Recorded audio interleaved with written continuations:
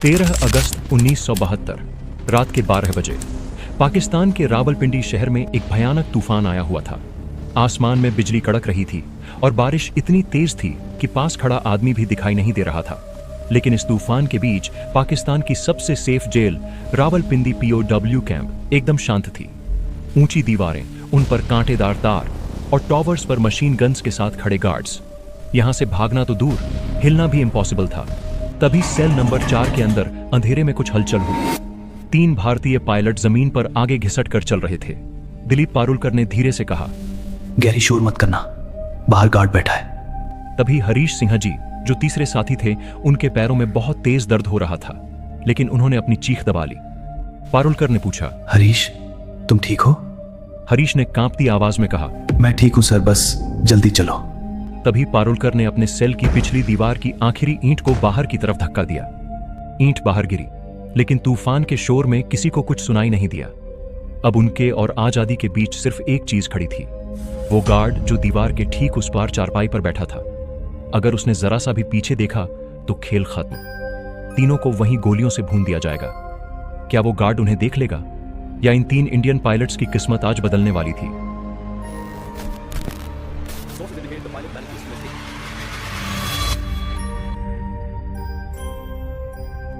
Jail की उस दीवार से भागने की कहानी शुरू हुई थी उस रात से ठीक 8 महीने पहले।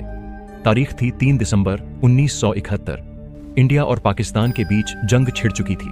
उस वक्त पाकिस्तान के 2 हिस्से थे, वेस्ट पाकिस्तान और ईस्ट पाकिस्तान, जो आज बांग्लादेश है।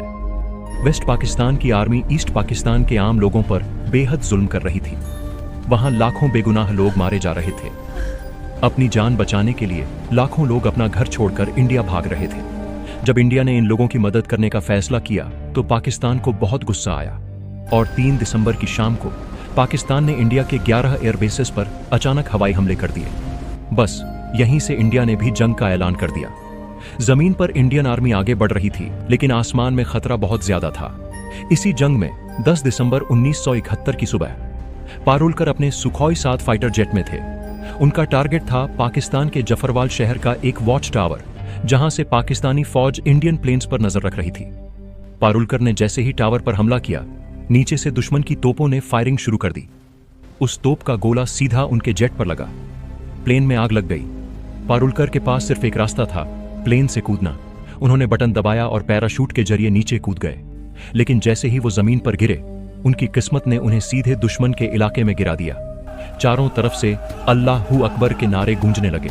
गांव वाले लाठी डंडे लेकर उन पर टूट पड़े। किसी ने उनकी वर्दी फाड़ी, किसी ने उन्हें लात घूंसों से मारा।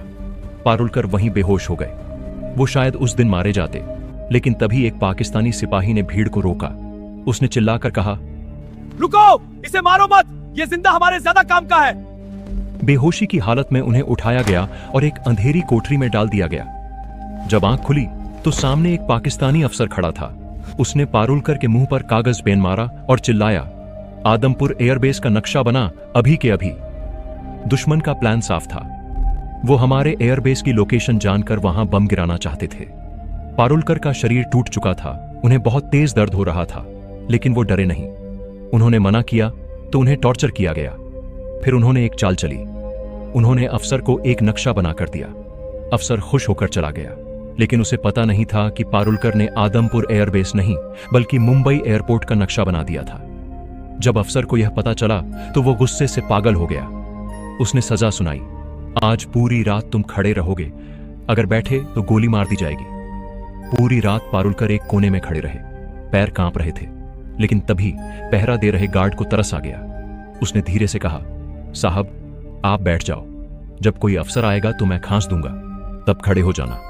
सिर्फ पारुलकर ही नहीं, बाकी साथियों की कहानी भी बहुत रोंगटे खड़े करने वाली थी। दूसरे जांबाज थे फ्लाइट लेफ्टिनेंट एम डेस ग्रेवाल, जिन्हें सब प्यार से गैरी कहते थे। गैरी का मिशन बहुत खतरनाक था। वो पाकिस्तान के रफीकी एयरबेस को उड़ाने गए थे। जैसे ही उन्होंने वहां बम गिराए, दुश्मन की मिसाइल सीधा उनके प्लेन से जा टकराई। उनका प्लेन आग का गोला बन गया और उन्हें मजबूरन दुश्मन की जमीन पर पैराशूट से उतरना पड़ा। तीसरे पायलट थे हरीश सिंह जी। इनके साथ तो और भी बुरा हुआ। हरीश अपना हंटर प्लेन लेकर दुश्मन के टैंक और गाड़ियां उड़ाने निकले थे, लेकिन नीचे से हो रही गोलियों की बारिश ने उनके इंजन को बर्बाद कर दिया। हरीश ने प्लेन से छलांग तो लगा दी, लेकिन जब वो जमीन पर गिरे तो बहुत बुरी तरह घायल हो गए। उनके दोनों पैरों और रीढ़ की हड्डी में इतनी गहरी चोट आई कि उनका खड़ा होना भी मुश्किल था।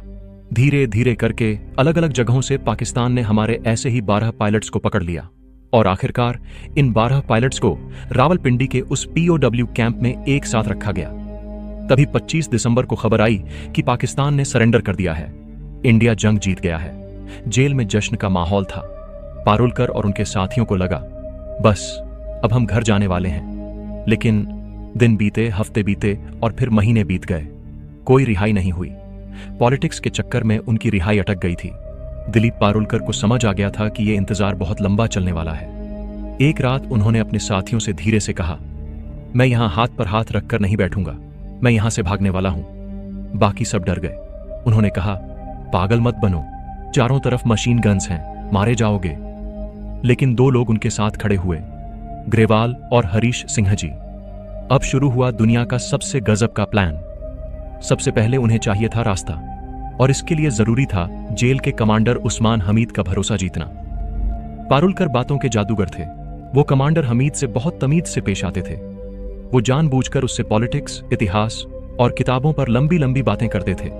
धीरे धीरे हमीद को लगने लगा, ये पायलट तो बहुत शरीफ और पढ़ा लिखा आदमी है, ये भागने वागने के चक्कर में नहीं पड़ेगा। बस इसी भरोसे का फायदा उठाकर पारुलकर ने चालाकी से उससे पढ़ने के लिए कुछ किताबें और एक नक्शा मांग लिया। कमांडर को अंदाजा भी नहीं था कि वो अपने दुश्मन के हाथ में जेल की चाबी दे रहा है। नक्शा देखकर पारुलकर ने एक ऐसा फैसला लिया जिसने सबको चौंका दिया। उन्होंने कहा, हम इंडिया की तरफ नहीं भागेंगे।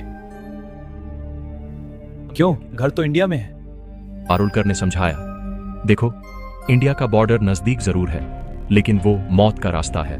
वहां दोनों देशों की फौजें आमने सामने खड़ी हैं, जमीन में बारूदी सुरंगें बिछी हैं। हम वहां पक्का मारे जाएंगे। लेकिन अगर हम उल्टा पश्चिम की तरफ जाते हैं तो वहां अफगानिस्तान है। वो रास्ता पहाड़ों के बीच से जाता है, वहां कबीले रहते हैं और उस इलाके में पुलिस या चेकपोस्ट नहीं होती। वहां से छिपकर निकलना आसान होगा। प्लान सेट था, लेकिन जेल की 18 इंच मोटी दीवार तोड़ने के लिए औजार चाहिए थे, जो जेल में मिलना नामुमकिन था। तो उन्होंने मौके का फायदा उठाया। एक दिन जेल में बिजली ठीक करने वाला इलेक्ट्रिशियन आया। जैसे ही उसका ध्यान भटका, पारुलकर ने फुर्ती से उसका पेचकस चुरा लिया। कुछ दिन बाद जब नाई बाल काटने आया तो चुपके से उसकी कैंची चुरा ली। अब उनके पास 2 चीज थी, एक चुराया हुआ पेचकस और एक कैंची। लेकिन दीवार तोड़ने के लिए सही जगह चाहिए थी, जो जेल की बाहरी दीवार के सबसे नजदीक हो। उन्होंने गार्ड से एक झूठ बोला, साहब, हमारी कोठरी में बहुत सीलन और बदबू है, हम वहां सो नहीं पा रहे, हमें उस कोने वाली कोठरी सेल 4 में जाने दो। गार्ड्स ने सोचा कि ये बस अपनी सुविधा मांग रहे हैं, इसलिए उन्होंने बिना शक किए हां कर दी। उन्हें पता नहीं था कि सेल नंबर 4 जेल की बाहरी दीवार के सबसे नजदीक थी। अब शुरू हुआ खुदाई का काम। हर रात 12 बजे के बाद जब जेल शांत हो जाती, ग्रेवाल चुपचाप बेड के नीचे घुस जाते। वो उसी पेचकस से दीवार में धीरे धीरे एक छोटा सा छेद करने की कोशिश करते, लेकिन इस आवाज को छिपाना जरूरी था। इसलिए जैसे ही नीचे खुदाई शुरू होती, ऊपर बैठे हरीश सिंह जी और पारुलकर जोर जोर से खांसने लगते या फिर आपस में ऊंची आवाज में बातें करना शुरू कर देते, ताकि पहरेदारों को शक न हो। दीवार से जो मिट्टी निकलती थी उसे वो गत्ते के डिब्बों में भरकर बेड के नीचे छिपा देते। लेकिन सबसे बड़ा डर ये था कि अगर दिन में किसी गार्ड ने वो छेद देख लिया तो इसके लिए उन्होंने सुबह होने से पहले वो उस छेद को गत्ते से ढक देते और उसके आगे अपनी लोहे की अलमारी खिसका देते। गार्ड्स को लगता कि अलमारी बस दीवार से सटकर रखी है, लेकिन उन्हें सपने में भी अंदाजा नहीं था कि उस अलमारी के पीछे आजादी का रास्ता बन रहा था। लेकिन दीवार तोड़ने के बाद एक और बहुत बड़ी मुसीबत सामने खड़ी थी। अगर वो जेल से निकल भी गए तो आगे क्या? बाहर अनजान देश था, चारों तरफ सिर्फ रेगिस्तान और पहाड़ थे। ऐसे में सही रास्ता कैसे पता चलेगा? अगर दिशा भटक गए तो रेगिस्तान में ही मारे जाएंगे। उन्होंने कहीं से एक सुई और एक चुंबक का इंतजाम किया। उन्होंने सुई को चुंबक पर अच्छे से रगड़ा, जिससे उस सुई में भी चुंबक वाली पावर आ गई। फिर उन्होंने उस सुई को एक पेन के अंदर फिट कर दिया। अब वो सुई हमेशा नॉर्थ दिशा की तरफ घूम जाती थी। बस जेल के अंदर ही उनका अपना कंपास बनकर तैयार था। पूरे 8 महीने लग गए। वो हर रात थोड़ी थोड़ी करके दीवार खोदते रहे और फिर वो रात आ ही गई, 13 अगस्त 1972। उस रात बहुत तेज बारिश और तूफान था। यही वो मौका था जिसका वो इंतजार कर रहे थे, क्योंकि बारिश की आवाज में उनके भागने की आहट किसी को सुनाई नहीं देती। दीवार में इतना बड़ा छेद हो चुका था कि कोई भी इंसान उसमें से आसानी से बाहर निकल सके। बस आखिर में सिर्फ एक ईंट हटाना बाकी था, जिसे हटाते ही रास्ता खुल जाता। आखिरकार उन्होंने वो आखिरी ईंट धीरे से हटा दी। रास्ता खुल चुका था। सबसे पहले ग्रेवाल रेंगते हुए उस छेद से बाहर निकले। उनके पीछे हरीश सिंह जी, जिनके पैरों में बेइंतहा दर्द था, लेकिन आजादी के जुनून में उन्हें कुछ महसूस नहीं हो रहा था। और सबसे आखिर में निकले दिलीप पारुलकर। हैरानी की बात यह थी कि पहरा दे रहा गार्ड उनसे सिर्फ कुछ कदम दूर बैठा था, लेकिन बारिश इतनी तेज थी कि उसे भनक तक नहीं लगी कि उसके पीछे से 3 कैदी गायब हो चुके हैं। जेल की दीवार पार करते ही वो भागने लगे। उन्होंने जीटी रोड पकड़ी। वो जानते थे कि अगर सुबह तक बॉर्डर के पास नहीं पहुंचे तो पकड़े जाएंगे। रास्ते में उन्होंने एक बस रोकी जो पेशावर जा रही थी।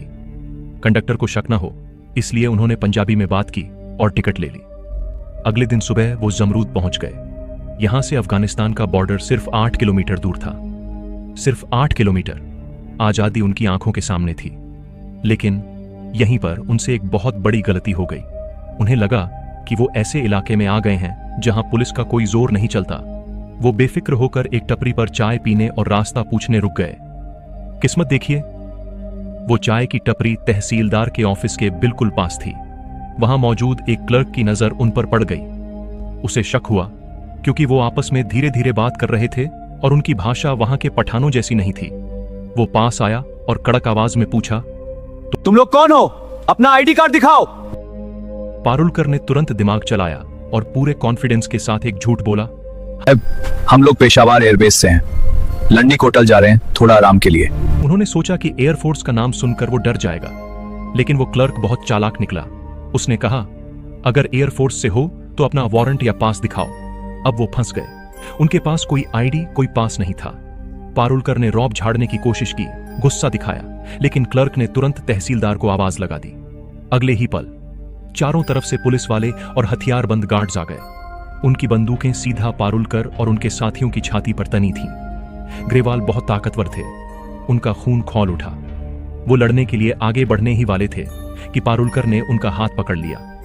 उन्होंने धीरे से कहा, नहीं गैरी, इनके पास बंदूकें हैं, हम मारे जाएंगे। उनके पास सरेंडर करने के अलावा कोई रास्ता नहीं था। सोचिए, 8 महीने की मेहनत, 18 इंच मोटी दीवार खोदना और मंजिल से सिर्फ 8 किलोमीटर पहले सब खत्म। उन्हें गिरफ्तार कर लिया गया और हथकड़ियां पहना दी गईं। जब उन्हें वापस रावलपिंडी जेल लाया गया तो जेल कमांडर उस्मान हमीद अपना सिर पकड़कर बैठ गया। वो यकीन ही नहीं कर पा रहा था कि जिस पढ़े लिखे पारुलकर पर उसने भरोसा किया था, उसी ने उसे धोखा दिया और जेल तोड़कर भाग निकला। इस भागने का असर बाकी साथियों पर भी पड़ा। जेल में बचे बाकी 9 पायलट्स पर पहरा बहुत सख्त कर दिया गया। जेलर को डर था कि कहीं कोई और न भाग जाए। उनसे कड़ी पूछताछ की गई, लेकिन किसी ने भी अपने साथियों का साथ नहीं छोड़ा। उनकी हिम्मत की खबर पूरी दुनिया में फैल गई। पाकिस्तान सरकार पर दबाव बढ़ने लगा और आखिरकार 1 दिसंबर 1972 को वो दिन आया। पाकिस्तान के राष्ट्रपति ने भारतीय POWs को रिहा करने का ऐलान कर दिया।